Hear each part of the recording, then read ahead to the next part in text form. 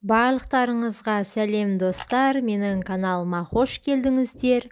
Каналға тіркеліп, видеоға лайк басуды ұмытпаңыздар. Бақбақ гүлі көктемнің алғашқы гүлі. Ол еліміздің барлық өңірінде өседі. Оны ел ішінде сарғалдақ деп те атайды. Біз бүгін сіздерге осы бақбақ гүлінің адам денсаулығына пайдасы туралы ақпараттармен бөліспекшіміз. Бақбақтың уақтап туралған тамырын бір стаканға салып, шай секілді қайнатып ішіңіз. Күніне осылай 3-4 рет ішіп отырсаңыз, диабеттің алдын аласыз. Онкологиялық аурулар кезінде бақбақтың 100 грамм жас жапырағын тұзды суға малып, оған 50 грамм ұсақталып туралған жуа мен 25 грамм ақжелкен қосып, өсімдік майымен араластырып ішіңіз.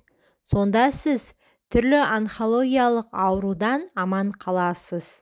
Әлсіреп қалған кезде де пайдасы мол. Бүйректің қабынуы кезінде бақбақтың тамырын үккіштен үгіп, күніне 2 рет тамақ ішерден жарты сағат бұрын тұтыныңыз. Жүрек аурулары кезінде бақбақ гүлінің тамырын құрғақ күйінде жеп, артынан су ішіңіз.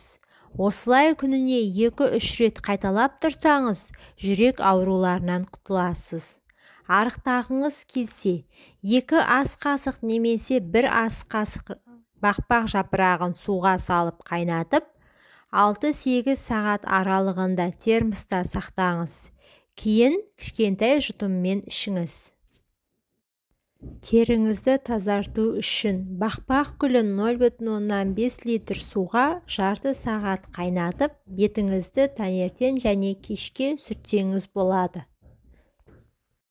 Бүгінгі таңда өсімдіктен шығатын сүттен түрлі иіс май жасалады. Олар сүйел, мүйізгек, секпіл шыққанда және ара мен жылан шаққанда көмектеседі.